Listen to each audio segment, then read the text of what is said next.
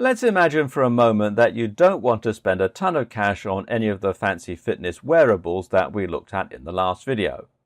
That's fair enough and probably quite sensible. In this case, how would you track your fitness? Well, in a ton of different ways, and as we'll see, you can certainly take a more MacGyver approach if that's more your style. Oh, and some of these tracking methods are things that you need to be doing on top of your fitness tracker anyway. In this video, you'll learn how to calculate things like your BMR and your AMR. Want to go old school on your fitness tracking? Well, here are some basic utilities you can use. The first is getting your heart rate. And if you want to monitor your heart rate without a fitness tracking watch, then you have a few options. One is to go to a gym with treadmills and other cardio machines and then just hold on to the handles. Normally, these will use bioimpedance sensors to give you a good reading, and if you keep your training consistent and take note of your heart rate, you'll be able to see your fitness improve over time. Another option is to buy a polar chest strap, which works with a lot of these machines and isn't too expensive. Failing that, well, why not do things the old-fashioned way and just take your pulse with your fingers?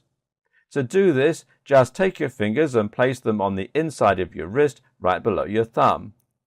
Count how many beats you can feel in 30 seconds, using a timer, and then double the result to get your BPM. Of course, if you're pushed for time, you can go for 20 seconds and then multiply it by 3, but the more you count yourself, the more accurate the reading is going to be. To measure your resting heart rate, just take your pulse first thing in the morning. This gives you a good indicator of your overall cardio health. A healthier heart has to beat fewer times to circulate the same amount of blood. And it also tells you how much you recovered during the night and whether or not you're ready to train again. Something you should definitely be doing, even if you wear the most advanced strap in the world, is measuring your weight. This is an important metric to know generally, but it's especially useful if you're trying to lose weight. Now, it's important to be careful when measuring weight and using this along with dieting. The problem with measuring weight alone is that it doesn't differentiate between muscle and fat. Weight alone is actually a fairly useless metric then, because what's more important is body composition. So, how do you measure this? Well, one option is to submerge yourself in a special tank that can measure your mass via a clever displacement system, but you probably don't want to afford all that. Instead, why not just measure your waistline? If you're looking to lose weight, then no doubt this is basically what you're trying to affect, and it will offer a much more useful number to base your training on. We said that you needed to know your weight for general purposes too, though, and this is a good example of that. Your BMR and AMR can be used to tell how many calories you burn in any given day. But in order to know this number, you need your weight first.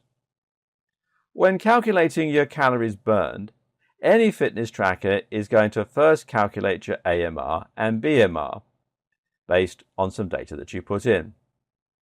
Essentially, your BMR is your basal metabolic rate, which is the number of calories you burn when you're just lying there. You need to burn calories just in order to blink, in order to beat your heart, and in order to breathe.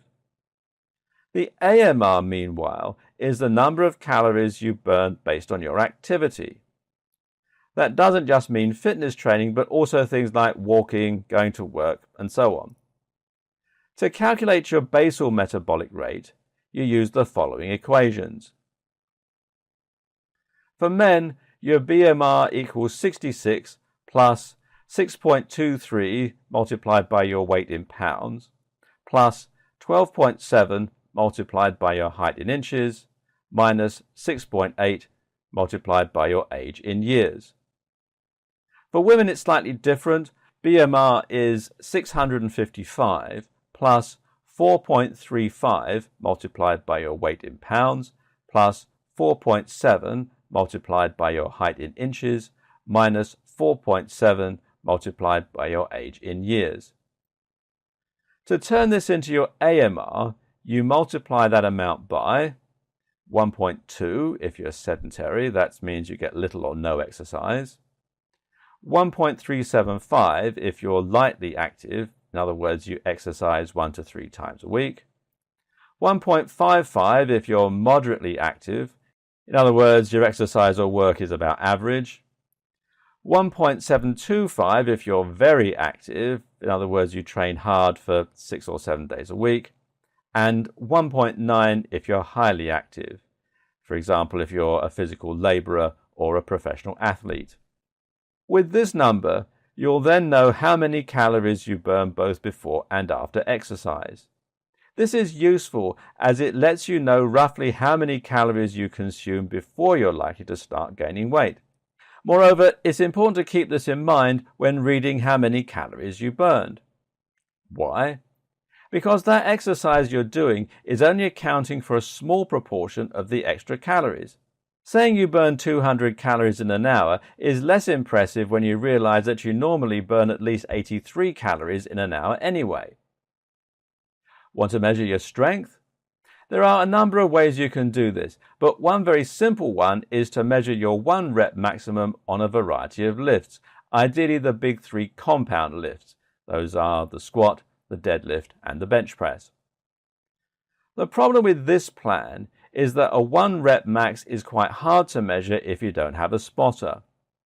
Something you can do, though, is to find a weight you can lift 5 times and then use the following equation.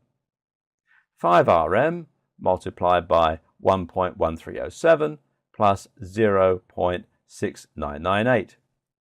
This is roughly the same no matter what type of exercise you're performing.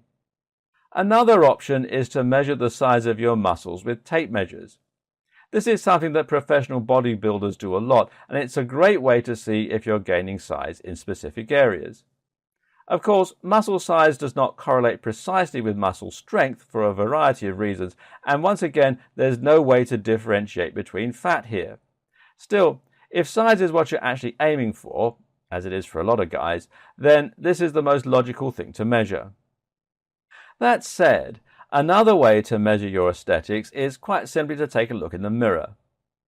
As long as you're able to be objective, this is the easiest way to see where you still have fat clinging on, which muscles are looking the biggest or the most defined, and where you can improve.